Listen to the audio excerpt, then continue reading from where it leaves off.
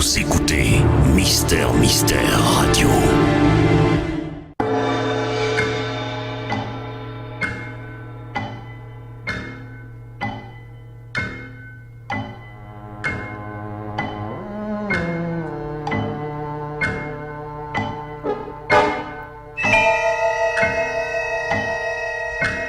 Les maîtres du mystère.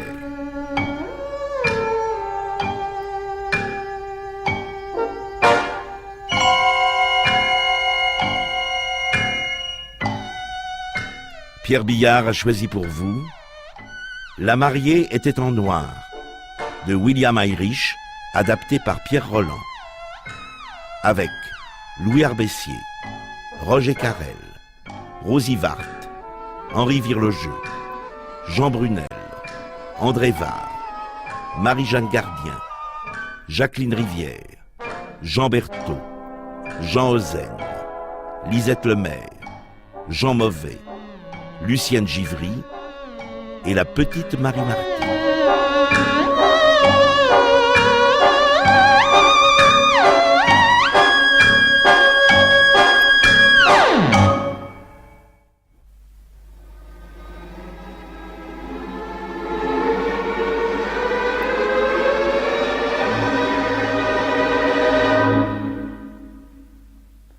Je m'appelle Wenger.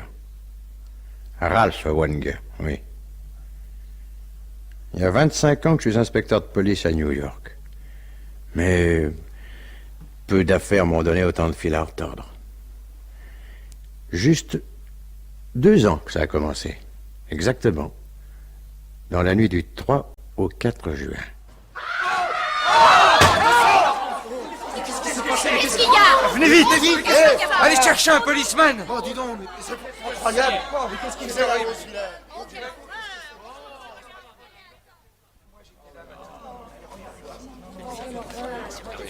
Oh, dis donc. Et pourquoi qu'il y a un flic qui monte la garde devant ce journaux, là? C'est pas des journaux en tas, petit. Regarde mieux, c'est des journaux étalés. Oh, on voit quelque chose de noir qui coule d'en dessous. S'il faisait jour, tu verrais que c'est quelque chose de rouge. 4h30. Il y a des types qui commencent leur journée en finissant leur vie. Allez, en arrière, voyons. Allez, en arrière. En arrière. Laissez passer. Oh, bah quoi, qu'est-ce qu'il y a? Inspecteur Wenger. Bonjour, inspecteur. Qu'est-ce qu'il y a? Un particulier qui est tombé du 17e étage. Faut croire qu'il avait bu un coup de trop. Mais non, inspecteur. Je vous assure que le fiancé de ma fille n'était pas ivre. Ken Bliss était un homme distingué. Et tout le monde sait que les hommes distingués peuvent boire du whisky toute la nuit sans être ivres. Oh, le cher garçon était si heureux. Si heureux. Et voilà ce qui est arrivé. Oh, c'est lamentable. Oui, c'est terrible. Permettez-moi de vous poser une question encore. Oh non, plus rien. Plus rien, ne me demandez plus rien. Remettez-vous, voyons. Oh, mais peut-on se remettre d'un coup pareil? Rendez-vous compte, inspecteur? J'ai une fille qui s'appelle Marjorie Elliott. Elle est fiancée avec un jeune homme distingué qui s'appelle Ken Bliss. Oui. Je suis heureuse, ma fille est heureuse, son fiancé est heureux. Le fiancé tombe dans la rue, et voilà tout le monde malheureux. Non, pas le fiancé, et encore. On ne sait pas. Comment s'y retrouver dans tout ça? Oh, Madame, non, Madame Elliott, il faudrait pourtant que vous me disiez... Oh là là, je suis incapable d'articuler une parole. Non. Regardez. Regardez. Ceci ne vous rappelle rien? De quoi? Mais quoi donc? Regardez. L'écharpe de tulle noire. Vous savez d'où elle vient, cette écharpe? Quelle question? Mais des grands magasins Bonne-Vie-Teller. 20 $, vous me direz, c'est pas donné, mais c'est le broderie de Jet, et ça s'est distingué. Madame... Quand la vendeuse me l'a montré, j'ai bien failli me laisser tenter. Heureusement, j'ai choisi celle de dentelle pactée. Regardez, inspecteur, ça a du chic aussi. Oui. Oh, heureusement, sans ça, nous aurions été 2 à porter la même écharpe, ce qui est toujours très désagréable. Vous avez donc remarqué qu'une des invitées portait une écharpe de ce genre? Oui, elle avait posé sur ses cheveux. Des cheveux, d'un blond extraordinaire, de l'or vivant. Oh, c'était ravissant. Et habillée. Imaginez-vous, une robe du soir en faille noire, le corsage ajusté, sans épaulettes, avec ça, un amour de jupe, toute l'ampleur derrière. Quelle distinction. Oui, en effet, ça devait être joli.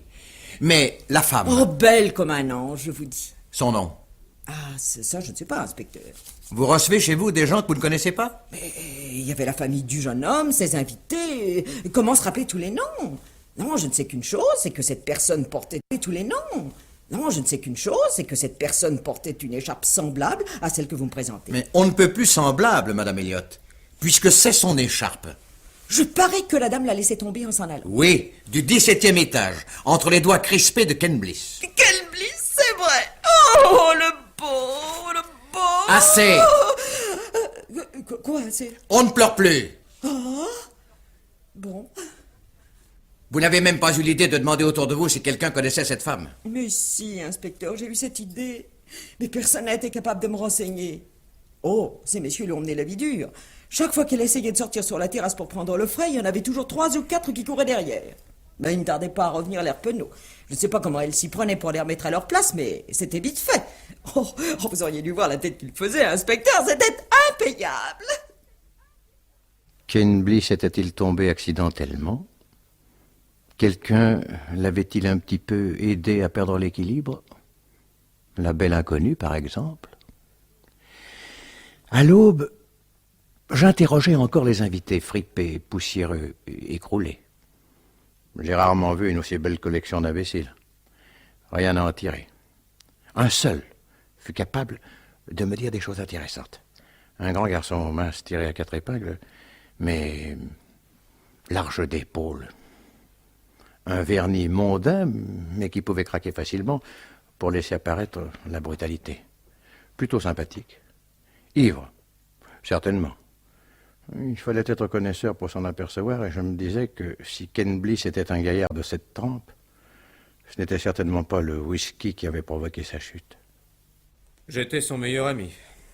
Et vous affirmez qu'il ne connaissait pas cette femme? 5 minutes avant de mourir, il l'affirmait lui-même. Racontez-moi donc ça, monsieur Corret. Marjorie Elliott était allée reconduire les invités jusqu'à l'ascenseur. Ken Bliss et moi, nous sommes sortis sur la terrasse, histoire de nous aérer un peu. Nous parlions. Et soudain, nous avons senti derrière nous une présence. Nous nous sommes retournés. La femme. Comme elle regardait Ken Bliss avec insistance, j'ai dit « Tu la connais ?»« Jamais vu », il m'a répondu. Ken Bliss n'était pas menteur, et puis on n'a pas honte de dire qu'on connaît une belle fille, même si on est amoureux d'une autre. Hein. Elle était si belle, vraiment? Ah, sensationnelle, oui. Alors j'ai dit Ken, si par hasard c'était la visiteuse du soir. La visiteuse du soir? Ah oui. Oui, parce qu'un soir, il y a de ça 2 bonnes semaines, une femme s'est présentée au domicile de Ken. Il était sorti. Elle avait essayé de soudoyer le portier pour qu'il la laisse pénétrer dans l'appartement, mais le brave homme est méfiant, alors elle n'a pas pu obtenir ce qu'elle souhaitait. Et depuis ce jour, il nous arrivait de parler de la visiteuse du soir. Le portier a bien dû vous donner un signalement? Oui, mais rien de commun avec des anciennes relations féminines de Ken Bliss.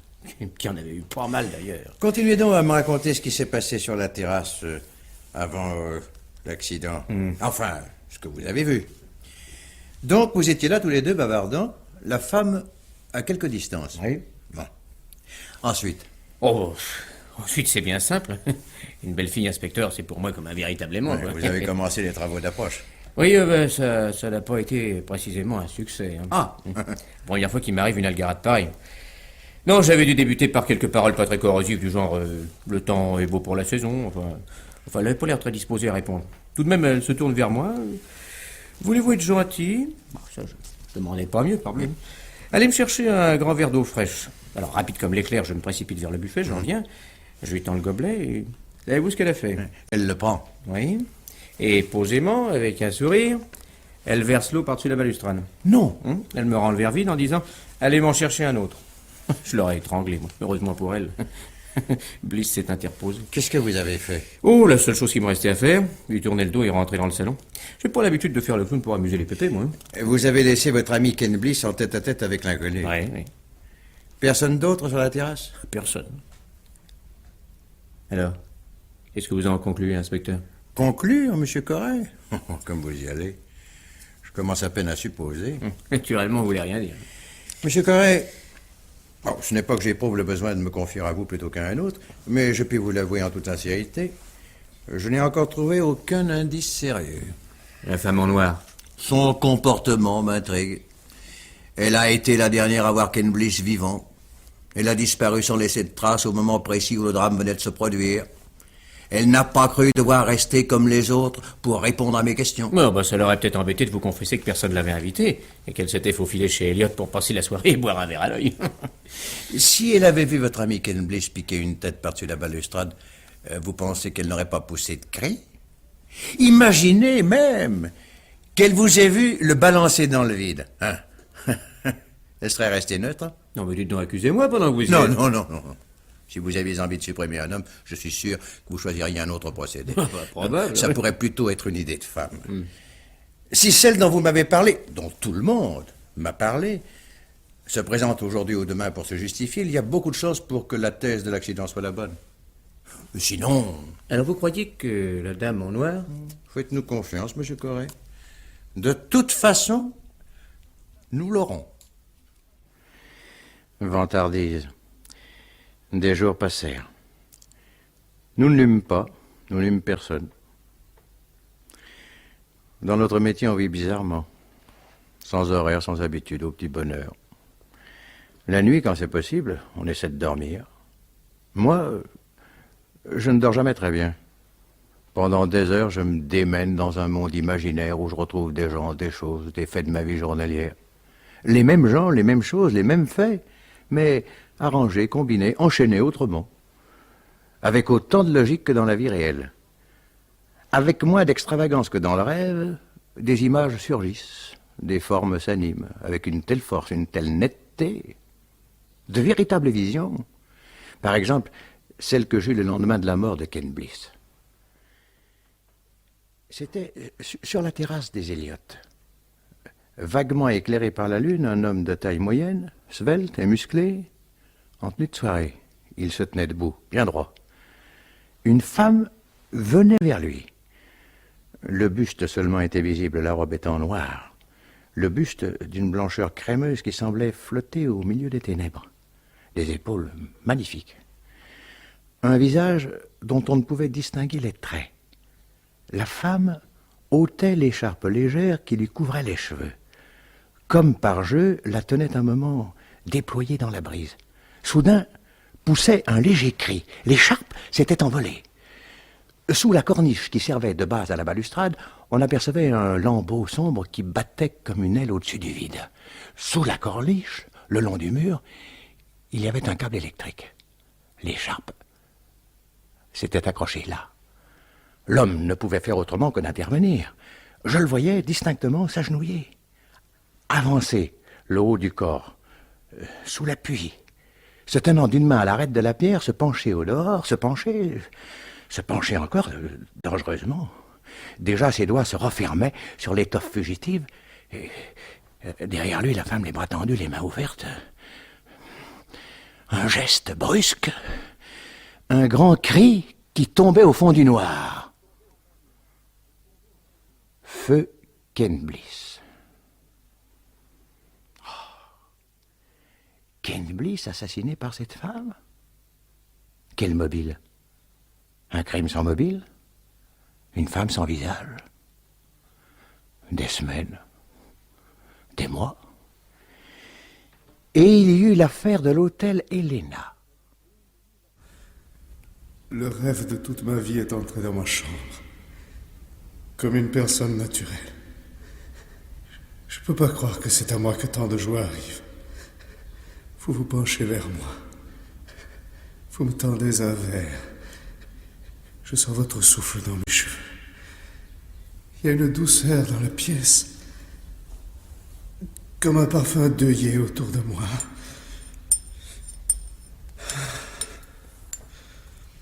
Buvez. Je ne vous vois plus très nettement. Qu'est-ce qui se passe? C'est la lumière qui vacille? Ce n'est pas la lumière, c'est vous. Ah! Oh, qu'est-ce que j'aime? Ah! Ça me déchire là-dedans. Ah, je vous en supplie, appelez un médecin. Il arriverait trop tard. Ah! Je souffre. Oh, je souffre, c'est épouvantable. Oh, un mauvais moment à passer. Je Je voulais tant vous rendre heureuse.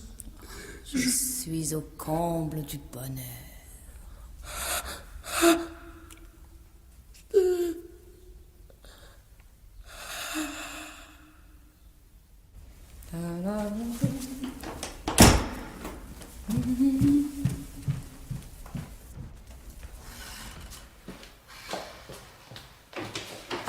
Qu'est-ce que vous faites là, madame? Vous écoutez aux portes? Croyez pas ça, madame. J'arrive à l'instant. Qu'est-ce que vous voulez? J'apporte cela pour Mitchell. Qu'est-ce que c'est? Du bouillon bien chaud que j'ai mis dans une thermos. Vous voyez? Quand je lui ai téléphoné à 5 heures, j'ai compris qu'il n'avait pas envie de me voir. Il m'a dit qu'il avait la grippe. C'était vous qui l'avez, d'après ce que je vois. S'il a la grippe aussi, le bouillon lui fera du bien. Qu'il le boive bien chaud. Je suis sa bonne amie, mais je comprends les choses, vous savez. On vous a vu entrer en bas? En bas? Au bureau de l'hôtel.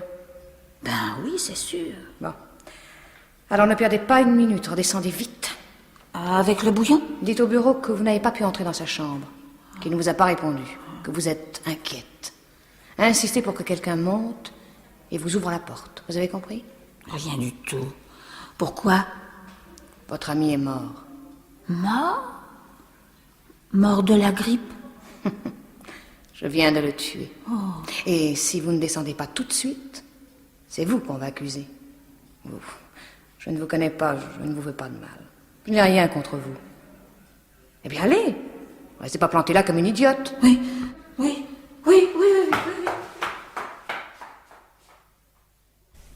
Mettez ça de côté pour l'analyse, monsieur Myers. Bien, chef. Mais je peux dire d'avance le résultat. Il lui a filé une pincée de cyanure dans son verre. Comment se fait-il qu'à part l'ami de la victime, personne ne l'ait vu, cette garce-là? Oh, ça c'est pas malin, monsieur l'inspecteur. Elle venir par l'escalier de service et la petite porte derrière donnait sur ruelle. Tous les locataires de l'hôtel le savent. Vérifiez ça, Myers. Attendez, chef. Vous dites, monsieur l'inspecteur, ami monsieur Mitchell voir garce-là? Mais moi aussi, vous savez voir aussi comme ça? Vous l'avez vu? Quand? Aujourd'hui? Ah non, pas aujourd'hui, monsieur. 15 jours à peu près. Oui, 15 jours comme ça. C'était l'après-midi. J'étais en train de faire la chambre à monsieur Mitchell. C'est le 19.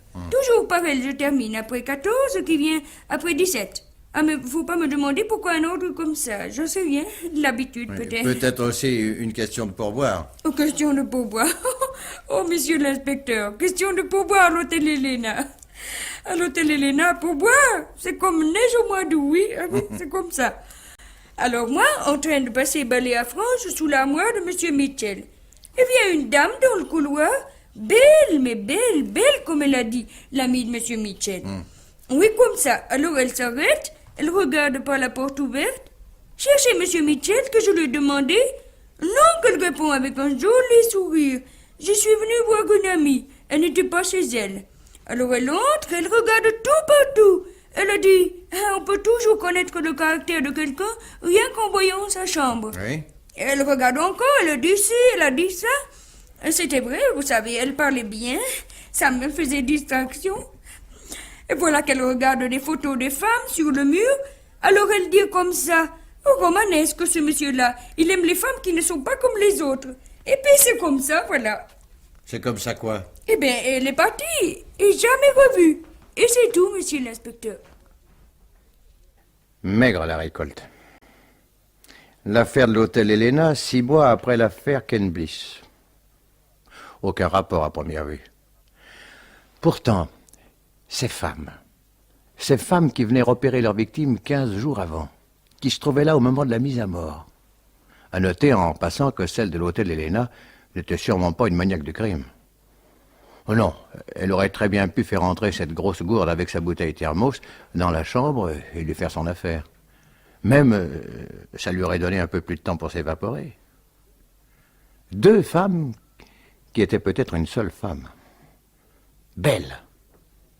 Toutes les 2. Il n'y a pas assez de gens vraiment laids. Ça aiderait tellement la police à reconnaître les criminels qui sont beaux. Oui, mais les criminels laids. Zut. Des mois passèrent encore. Et il y eut l'affaire Morand. Encore une sinistre histoire.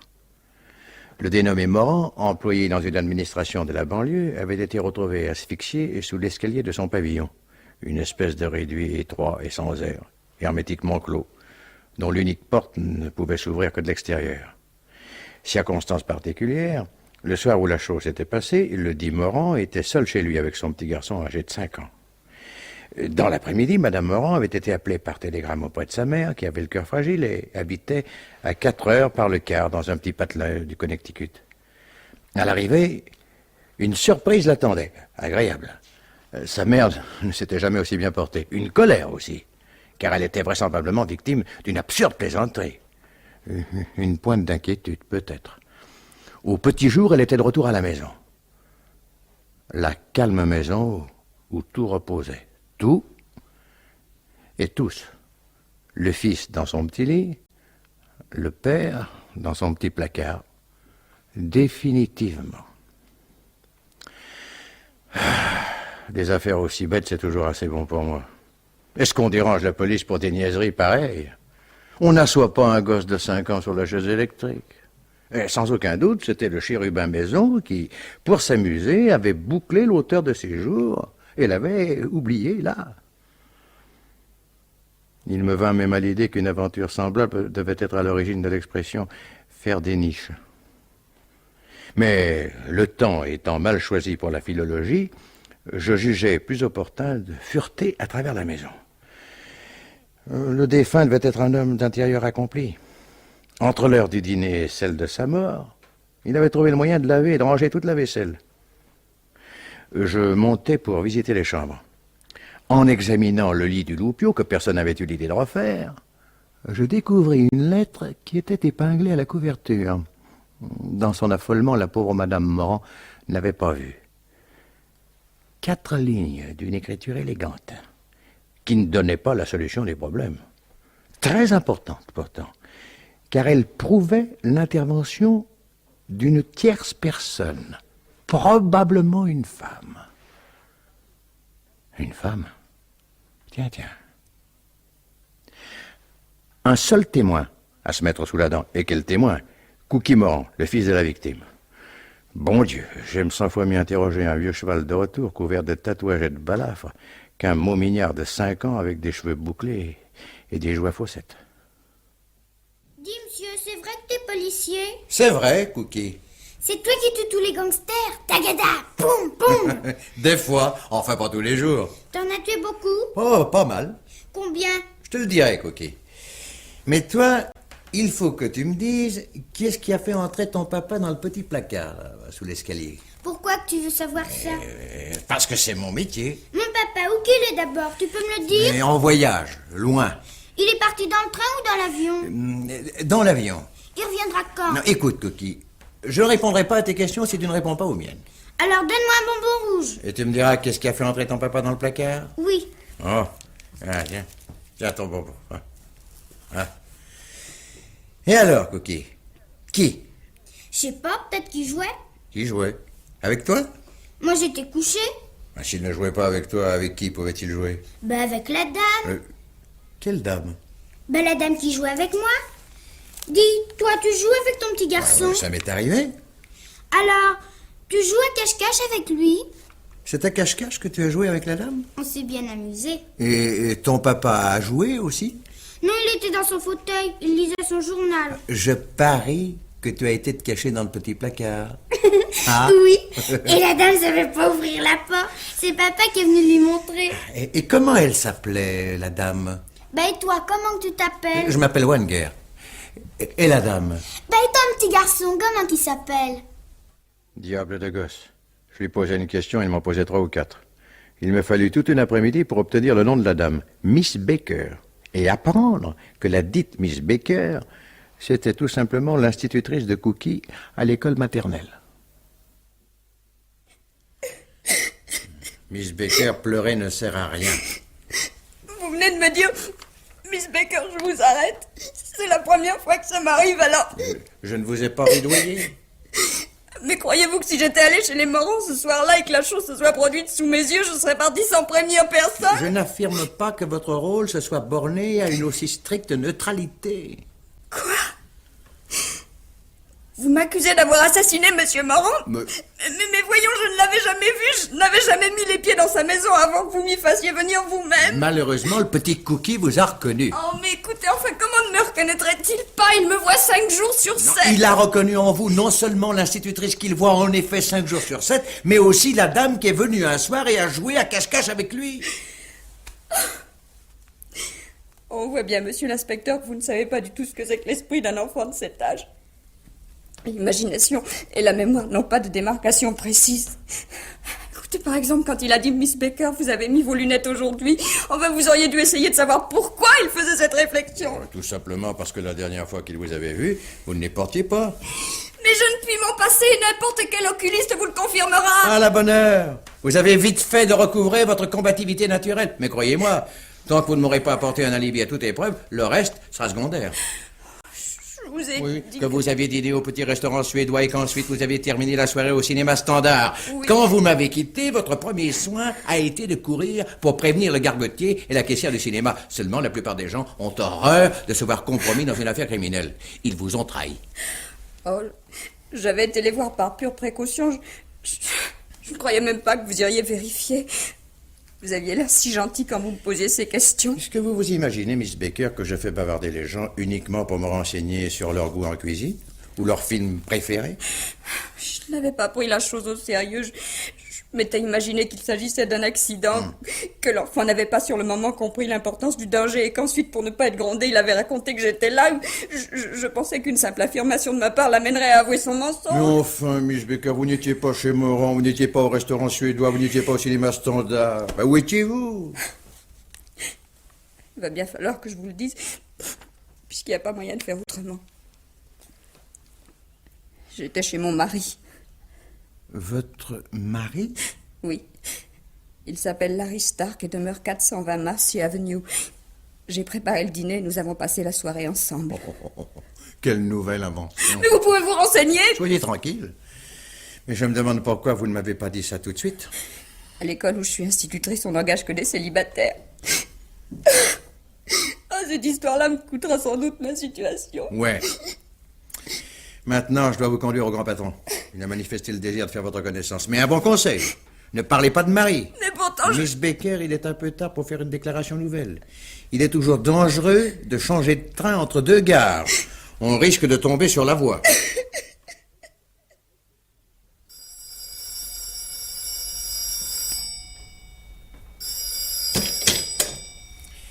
J'écoute. Inspecteur Wenger? Oui. Qui me demande? Moi. Et vous, plus un mot. Qu'est-ce que... Vous venez d'arrêter l'institutrice de l'école maternelle, Miss Baker. C'est bien exact, n'est-ce pas? Je vous appelle pour vous dire qu'elle est absolument étrangère à ce qui est arrivé à Morand.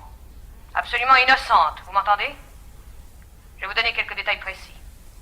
Le billet épinglé à la couverture du petit Cookie était assez rédigé. Vous avez un très gentil petit garçon, Madame Morand. Vous le retrouverez sain et sauf à votre retour. Je ne voudrais pour rien au monde qu'il lui arrivât le moindre mal. Miss Baker ne connaît pas ce texte, dont vous n'avez communiqué la teneur à personne. Ah, autre chose. Le poste de radio des Morans est un Philco 327. Le journal que lisait Morand était le New York Times. Je lui ai servi des œufs brouillés pour son dernier repas. Vous avez pu retrouver les coquilles. Meyers, vite. Cherchez à savoir d'où l'on me téléphone. Vous mettez votre main devant l'appareil pour souffler à quelqu'un qui cherche à savoir d'où je parle. Non, ne perdez pas votre temps, je vais raccrocher. Ah, une dernière preuve. Demandez donc au petit Cookie si son institutrice avait mis ses lunettes quand elle est venue jouer avec lui, ou si elle ne les avait pas mises. Une astuce. Je m'étais dit que l'enfant refuserait peut-être de m'accepter comme étant son institutrice, car je ne lui ressemble guère, même quand je me coiffe et m'habille comme elle. Il fallait pouvoir expliquer au père que le petit ne me reconnaissait pas parce que c'était la première fois qu'il me voyait sans lunettes. Ah, c'est pas mal imaginé, n'est-ce pas? Vous n'y aviez pas pensé? J'espère que ce truc pourra vous servir. Ne me remerciez pas, c'est inutile. Et si vous voulez me faire plaisir, relâchez bien vite cette pauvre Miss Baker. Adieu. Et bonne chance, inspecteur Wenger. Le clic de l'appareil me fit l'effet d'un coup de cravache à travers la figure. Bien entendu, quand on arriva dans le drugstore de la 23e rue, D'où la femme m'avait parlé, il n'y avait plus personne. Encore une qui savait se volatiliser comme dans les contes de fées. Les nuits qui suivirent ne m'apportèrent ni sommeil, ni oubli. Voyons. La vengeance. La vengeance, oui, mais de quoi la vengeance? Vengeance Ken Bliss, vengeance Mitchell, vengeance Morand. 3 fois vengeance en 1 an et demi. Même minutie dans la préparation, même sang-froid dans l'exécution, même adresse dans la fuite, même criminel. Quelques empreintes relevées ça et là en faisaient foi. Pour les criminels comme pour les innocents, le temps allait son petit bonhomme de chemin. Dans mon classeur, il y avait 3 dossiers. Sur la couverture de chacun, la mention « Affaire en suspens ». 3 dossiers qui dormaient plus profondément que moi la nuit où ce coup de sonnette me tira brusquement de mon lit.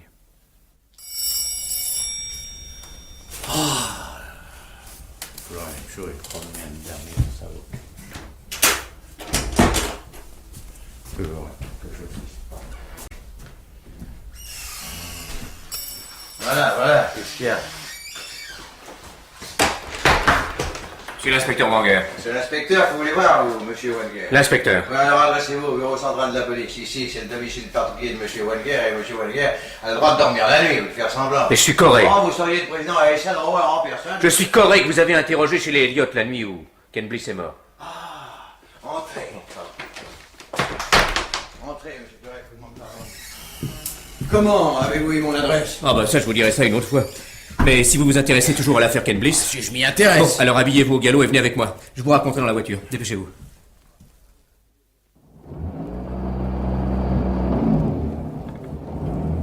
Vous dites que c'est un peintre. Comment l'appelez-vous? Ferguson. Ferguson. L'autre jour, sur son chevalet, je remarque une toile qui était en train. Avec lui, on comprend toujours ce que ça représente, alors j'aime ça. Une femme vêtue d'une peau de léopard. Enfin, quand je dis vêtue, pas trop, quoi. Mais une beauté, inspecteur. Éblouissante. Elle avançait, tendant son arc, prête à décocher sa flèche. Diane Chasseresse. Tout juste. Alors, ce qui avait des patents dans le tableau de Ferguson, c'est que quand on le regardait, on avait l'impression que la bougresse marchait sur vous. Que la flèche allait sortir du tableau et vous transpercer le cœur. C'est un as, votre ami. Hein? Oh oui, chaque fois qu'il apporte une couverture à un magazine, il touche dans les $1000. Hein. $1000, oui. Alors je regardais, et plus je regardais, plus le visage de la déesse me rappelait quelque chose. Je dis à Ferguson que j'aimerais bien faire la connaissance du modèle et il se fiche de moi. Alors nous parlons d'autre chose et je n'y pense pas. Mais attention, il le feu rouge. Oui, ne craignez rien, je l'ai vu. Oui, vous l'avez vu. Hein. Et tantôt, j'apprends qu'une bande de copains a décidé de monter chez Ferguson pour lui faire payer le vin rouge. Bref, c'est la spécialité de la maison. Et quand j'arrive, la fête bat déjà son plein. Et qu'est-ce que j'aperçois dans un coin? Diane Chasseresse en chair et en os. Oui. Et autour d'elle, des gars émoustillés qui essaient de se faire valoir. Alors visiblement, ces galanteries d'un goût douteux n'enchantent pas le modèle, mais enfin, elle voudrait bien s'échapper, mais comment, hein? Je réussis à me glisser auprès d'elle, je lui offre de favoriser son évasion. Je suis son ami, je l'emmène, personne ne peut m'en empêcher. Ferguson voudrait bien la retenir, mais elle lui dit quelque chose à voix basse et il nous laisse partir. Qu'est-ce qu'elle a bien pu lui dire? Oh, que s'il réussissait à se débarrasser de ses énergumènes, elle reviendrait poser le soir même ou quelque chose de genre. Enfin, il se faisait un tel bruit autour de nous que je peux avoir mal entendu. Hein. Mais moi, je pensais que Ferguson risquait bien de l'attendre jusqu'à demain matin. Quand je tire une fille... Non, je vous crois sur parole. Alors, nous voilà dans la rue. Je la regarde bien en face et je lui dis que je suis certain de l'avoir déjà rencontrée. Elle me répond que si je n'ai trouvé que ça, enfin... Pourtant, elle a une drôle de façon de me regarder, je la pousse vers la voiture et elle se laisse faire. Félicitations. Vous l'amenez chez vous? Je l'amène chez moi. Elle se met à fureter dans tout l'appartement. Mon bureau semble surtout l'intéresser. Moi, je l'observe, je me dis, enfin, je finirais bien par trouver, ça je finirais. Vous savez, c'est quand on a un mot sur la langue, là... Oui, je sais. Alors, elle s'est mise à ouvrir mes tiroirs, à les refermer l'un après l'autre.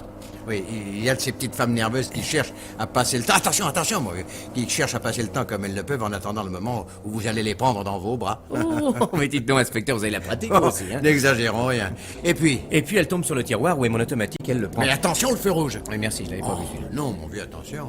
Elle le prend et je lui dis, posez ce machin-là, il est chargé. Elle répond, alors n'essayez pas de me l'enlever. C'est comme ça que les accidents arrivent. Très juste.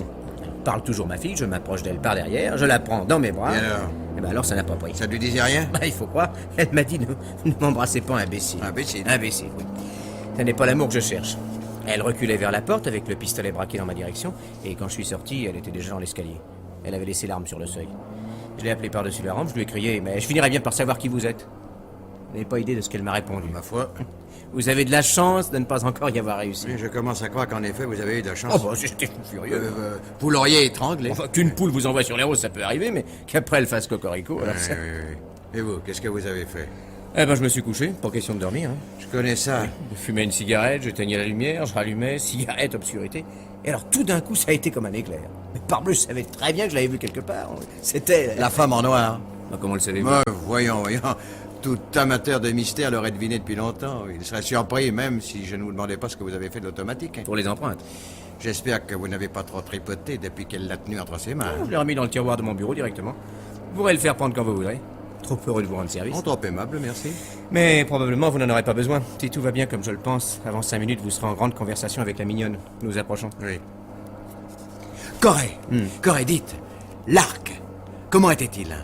L'arc, quel arc? Mais vous m'avez dit que la chasseresse avançait, l'arc tendu. Le modèle, posait-il avec un arc véritable?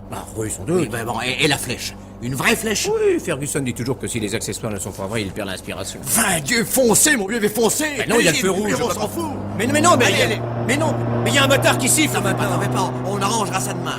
Allez, si Mais fonce, mon vieux, fonce, on y est. Enfin, voyons, monsieur l'inspecteur, enfin, c'est pas Non, raisonnable, mais on ça. est pressé, monsieur. On va peut-être déranger monsieur Ferguson, il sera pas content. Ouvrez cette porte. Ah, bah, puisque c'est la police qui m'en donne l'ordre, moi, je veux bien. Vous voyez bien, il y a de la lumière dans l'atelier. Oh, inspecteur, regardez. Ah oui, Diane a détruit son portrait. Il était trop ressemblant. Oui, elle est partie. Ah, nous arrivons trop tard. Mais derrière le paravent, vous croyez? Oh! En plein cœur, Corée. Diane a décoché sa flèche. Dites-moi, Corée. Oui. N'avez-vous jamais connu un dénommé Mitchell? Non. Et Morand? Oui, Morand. Ce nom ne vous dit rien non plus? Absolument rien, non? En tout cas, vous avez connu Ken Bliss et vous avez connu Ferguson. Ah bah pas en même temps. J'ai rencontré Ferguson dans un cocktail il y a à peu près 8 mois, enfin c'est-à-dire bien après la mort de Ken Bliss. Oui. Mais je sais que les deux hommes s'étaient connus autrefois. Ils ne se voyaient plus? Ah, non. Fâchés? Non, je ne crois pas. J'étais perdu de vue. Tout simplement, Ken Bliss était à la bourse, Ferguson peignait ses tableaux aux deux mondes, hein, c'est pas... Ils ne s'étaient pas liés à l'occasion de leur travail, alors quoi? Le sport? Le bistrot? Autrefois, ils faisaient partie tous les deux du club du vendredi. Club du vendredi? Qu'est-ce que c'est que ce club-là? C'est pas un vrai club, non. Ils se réunissaient avec d'autres garçons de leur âge. Le soir, quand ils avaient touché leur paye pour jouer au poker, boire ou chahuter, quoi. C'est le pauvre Ferguson qui m'avait raconté tout ça. Il avait acheté en commun une voiture et il roulait comme des fous à travers la ville. Mais c'est prodigieusement intéressant ce que vous venez de me raconter. Chinook avançait péniblement à travers la plaine neigeuse. Monsieur Holmes? La plaine neigeuse. La plaine neigeuse. Monsieur Holmes, il y a un monsieur dans la salle d'attente. Son visage était pareil sous son capuchon de fourrure. Ce monsieur insiste pour vous voir. Miss Troslow, depuis combien de temps êtes-vous ma secrétaire? Depuis 5 ans, monsieur Holmes. Et vous ne savez pas encore que je refuse de recevoir les importants. Il a menacé de forcer la porte si je ne venais pas immédiatement vous prévenir. Où est Sam? Appelez Sam et dites-lui de jeter cet individu dans l'escalier. S'il résiste ou menace de faire du scandale, appelez la police. Oui, mais monsieur Holmes, ce monsieur, c'est la police. Oui, que la police aille au diable. Sans doute parce que j'ai arrêté ma voiture dans un endroit interdit. Et moi qui suis en train d'enregistrer sur le dictaphone le passage le plus important de mon roman. Miss Troslow, vous avez enfreint la règle inflexible que j'ai essayé de vous inculquer pendant... Depuis combien de temps êtes-vous ici?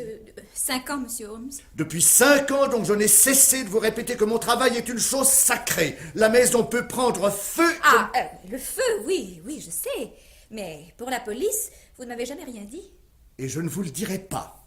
Je me vois dans l'obligation de me passer désormais de vos services. Demandez à Sam qu'il vous remette votre chèque et rentrez chez vous. Allez, Miss Troslow, allez. Ah, c'est ce monsieur. Je ne comprends pas votre insistance à pénétrer chez moi contre ma volonté, monsieur. De quoi s'agit-il? De votre vie. Demain. Je suis venu parler avec vous du club du vendredi, monsieur Holmes. La police se dérange pour me rappeler mes frasques de jeunesse. Vous souvient-il de ce vendredi mémorable entre tous où votre joyeuse association de bambocheurs fut mise en état d'arrestation pour ivresse, tapage nocturne et bris de glace? Oh, ce n'est pas une date historique. Vous aviez lancé une bouteille vide dans une devanture et renversé une prise d'eau municipale sur le trottoir. Toute l'affaire est très bien expliquée dans les rapports de police. Oh, nous étions complètement ivres. Ça nous a coûté assez cher. 15 jours de prison, amende, dommages, intérêts, nous avons tout payé. Est-ce que la police nous réclame encore quelque chose? Combien étiez-vous dans la voiture ce soir-là? 5, si mes souvenirs sont exacts. Ils le sont. Et pourriez-vous vous rappeler les noms de vos compagnons? c'est loin, vous savez. Vous ne les voyez plus? Je ne sais pas du tout ce qu'ils sont devenus. Vous ne lisez donc jamais les journaux? Attendez, un nom me revient. Ferguson. Il était aux Beaux-Arts. Et depuis, il s'est affirmé comme un peintre de talent. Tiens, j'aimerais le revoir, ce vieux Ferguson. Oh, difficile. Il est mort voici 8 jours. Mort? Assassiné. Morand. Vous avez connu Morand? Oui. Oui, gentil garçon aussi. Mort, il y a 6 mois. Oh, c'est effrayant, ça. Assassiné. Et Mitchell? C'était le barman, nous l'emmenions souvent avec nous. Lui, cela remonte au mois d'octobre de l'année dernière. Assassiné? Comme les autres. Et Ken Bliss? Vous n'allez pas me dire que Ken Bliss... Il est dans la terre depuis une vingtaine de mois. C'est lui qui a ouvert la série des assassinats. Vous étiez 5 dans la voiture. Il ne reste plus que vous. Quelqu'un s'était juré d'exterminer le club du vendredi. Mais pourquoi? Nous n'avons jamais fait de mal à personne. Nous étions jeunes, nous nous amusions. Enfin, monsieur l'inspecteur, mais qu'est-ce que vous imaginez? Oh, moi, monsieur Holmes, je ne suis pas romancier. Heureusement, vous commencez à comprendre qu'en vous faisant perdre 1 heure aujourd'hui, je vais vous faire gagner assez d'années pour que vous enrichissiez la littérature américaine d'une 20aine de nouveaux chefs-d'œuvre. Alors, écoutez-moi. Il serait superflu d'exposer mon plan en détail. Le lendemain de notre conversation, M. Holmes, écrivain de grand renom, quittait son appartement de la ville pour sa maison des champs. Chose remarquable, il n'emmenait pas avec lui le vieux nègre Sam, valet de chambre devenu factotum. Il était accompagné d'un nouveau domestique, engagé à la dernière minute. Les gens du pays n'en furent pas tellement surpris. M. Holmes avait une réputation d'originalité solidement établie. On ne cria pas au scandale parce qu'il avait supprimé une barbe qui, naguère encore, faisait son orgueil, ou parce qu'il avait enchâssé son visage olympien dans l'armature de formidables lunettes noires. On attendait la remplaçante de Miss Truslow. Je m'appelle Miss Kitchener. Je suis la nouvelle dactylographe que l'agence Trent envoie à M. Holmes. Eh ben... J'ai d'excellentes références. Ah ben ça, j'en suis sûr. Je puis me vanter d'avoir jamais fait la moindre faute d'orthographe ou de ponctuation, jamais. Oui, mais tout de même, je ne croyais pas que la machine à écrire était inventée depuis si longtemps. Mais vous voulez voir mes références? Oh, je ne suis pas le patron, moi je suis le valet de chambre. Bien, en ce cas, veuillez prévenir M. Holmes que je suis arrivé. Ah, pas encore. Le maître a encore droit à 10 minutes de sieste. À 4 heures exactement, je frappe à la porte de sa chambre. Il reprend le travail à 4h15. Il aura le temps de vous voir avant. Oh, merci. Oh, surtout, ne vous asseyez pas sur ce fauteuil. Ah non, c'est son fauteuil. Oui. Pardon. Oui, il n'y a que dans son fauteuil que le maître trouve son inspiration. Ne le déplacez pas. Il doit toujours être à la même place, exactement. À 3 pas de la fenêtre. L'axe du fauteuil parallèle à la ligne oblique de ce dessin du tapis. 1 millimètre d'erreur, et le maître perd son inspiration. Voyons un peu si la table du dictaphone est comme il faut. Oui, le côté droit perpendiculaire au mur. À 12 cm de l'angle de la bibliothèque. Ah, et le pouf sur la lame de parquet qui craque. Un seul craquement, et voilà tout un chapitre par terre. Je voulais vous demander quelque chose, monsieur. Mais allez-y, oui, je vous en prie. Avec monsieur Holmes, j'espère qu'il n'y a pas de danger. Oh, non, il n'a jamais mordu personne. Non. Mais comprenez ce que je veux dire. Avec ses secrétaires, toujours correct. Ah, monsieur Holmes, c'est ordinairement un homme sérieux, Miss Kitchener. Bien. Soyez tranquille. Avec vous, il sera grave. Vous êtes bien sûr, mon vieux Myers, que la secrétaire ne va pas rappliquer? Oh, pas de danger. Elle est dans le petit bureau, la chaste secrétaire. Elle promène ses doigts crochus sur le clavier de sa machine. Fortunée machine. Myers, voulez-vous, mais doucement, hein, attention, voulez-vous aller là-bas au râtelier et prendre le plus doucement possible, je vous le répète, un fusil? Non, doucement. Là, oui, là. Mais dites, ça c'est bizarre par exemple. Qu'est-ce qu'il y a de bizarre? Au râtelier, il manque un fusil.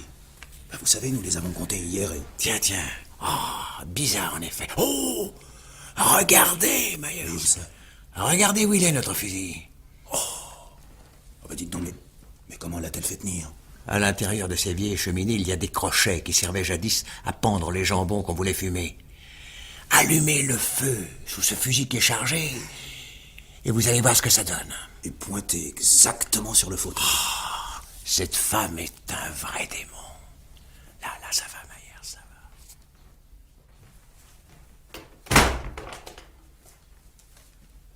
Miss Kitchener.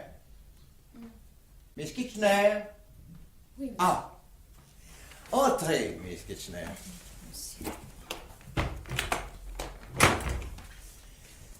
Ah, votre travail avance-t-il? J'en suis à la moitié du premier chapitre. Très bien. Asseyez-vous. Oui, je vous ai appelé parce que j'ai l'intention de changer le nom de l'un de mes personnages. Oui. Pourquoi ne vous asseyez-vous pas? Mais c'est votre fauteuil. Oh, un fauteuil ou un autre. N'écoutez pas mon idiot de domestique. Ah, vous êtes là, vous, Maillot. Oui, maître, oui. Non, bon. Mettez du bois dans la cheminée. Bien, maître, bien. Allez, chargez, allez. Oui. Oui, n'ayez pas peur. Oui, voyons. Comme il s'agit d'un roman d'aventure qui se passe dans le Grand Nord, il est nécessaire de trouver des noms canadiens. Oui. Mais qu'est-ce que vous avez, Miss Kitchener? Vous êtes souffrante? J'ai trop chaud dans ce fauteuil. Ce feu est... Trop chaud? Oh, voyons, mais non, vous avez les mains glacées, vous tremblez. Non, laissez-moi au moins finir ce que j'ai à vous dire. Non. Restez où vous êtes. Vous avez peur, mais vous resterez là. Laissez-moi! Qu'est-ce qui vous fait donc si peur? Le fusil qui est dans la cheminée? Le fusil qui est braqué sur vous? Oui, il y a de quoi avoir peur. Qui l'a placé là, ce fusil, hein? Laissez-moi me lever! Pas avant que vous m'ayez dit pourquoi vous avez fait ça. Parce que je suis venu ici pour vous tuer, Holmes! Ah! Il est évident que si je n'avais pas pris le soin de retirer la charge de plomb... Vous êtes une femme très courageuse, mais une charge de plomb dans la tête, pour une jolie femme. Car vous voilà redevenue celle dont on m'avait fait des descriptions si merveilleuses. Mes compliments pour le maquillage. Oui, allons, buvez, hein, ça va vous remettre. Oui, merci. Et maintenant, appelez la police. Je suis prête. La police, c'est moi, inspecteur Wenger. Holmes est en sûreté depuis plusieurs semaines. Oui, j'ai eu l'idée de me substituer à lui. Oh, ce n'est pas génial. Et vous voyez, je me suis même souvenu du truc des lunettes. Oh, tout s'était si bien passé avec les quatre. Oui, mais attention, le dictaphone enregistre. Est-ce que vous me prenez pour une criminelle ordinaire? Oh. Pensez-vous que j'ai l'intention de nier, de tricher? Je suis fière de ce que j'ai fait. Oui, j'ai poussé Ken Bliss. J'ai empoisonné Mitchell. J'ai enfermé Moran dans son placard. J'ai percé le cœur de Ferguson. 4 erreurs, Madame Killin. Vous savez mon nom? Ah. Alors vous devez savoir aussi que j'ai été veuve le jour de mon mariage. Je le sais. Oh, pas depuis longtemps. Oui. Le prêtre venait de nous unir. Nous sortions de l'église, Nick Killen et moi, heureux, marchant vers notre avenir. Soudain, d'une rue adjacente, cette masse noire surgit.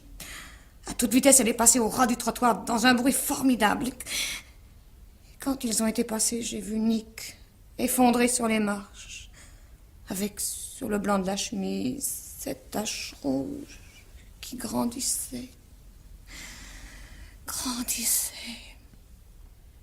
J'avais retenu le numéro de la voiture.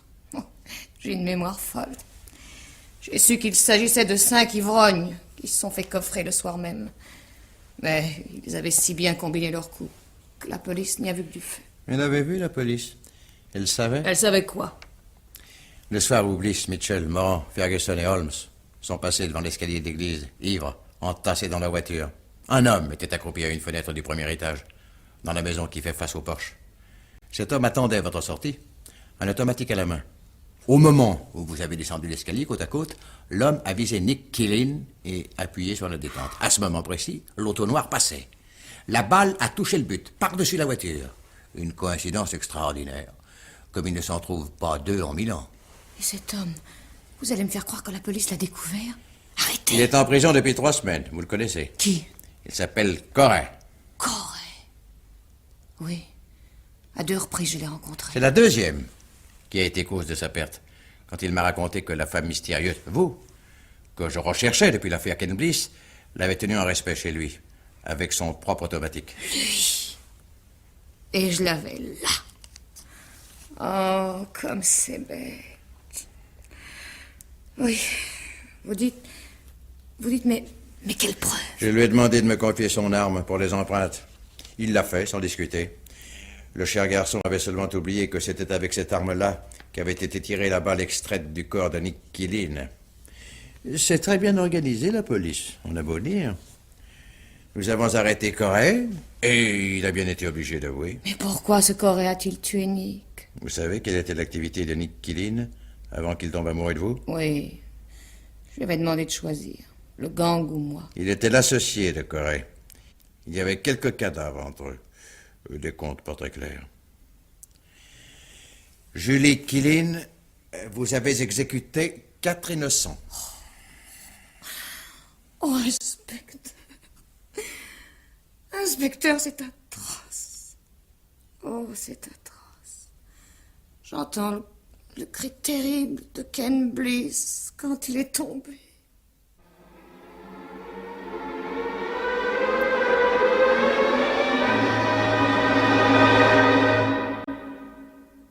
Comment voulez-vous bien dormir quand on fait des métiers pareils? La nuit dernière, j'ai eu encore une vision effroyable. La cloche sonnait le glas. La porte de l'église s'est ouverte toute seule. Le cortège descendait les marches. Le marié, encadré par 4 gentlemen livides. 5 squelettes qui se désagrégeaient à chaque pas, jusqu'à n'être plus que des fantômes sans consistance. La femme restait seule, visible, vivante, vraie. De lourdes chaînes fixées à ses chevilles et à ses poignets alourdissaient sa marche. Un crépuscule sanglant, de longs voiles sombres qui flottaient. La mariée était en noir.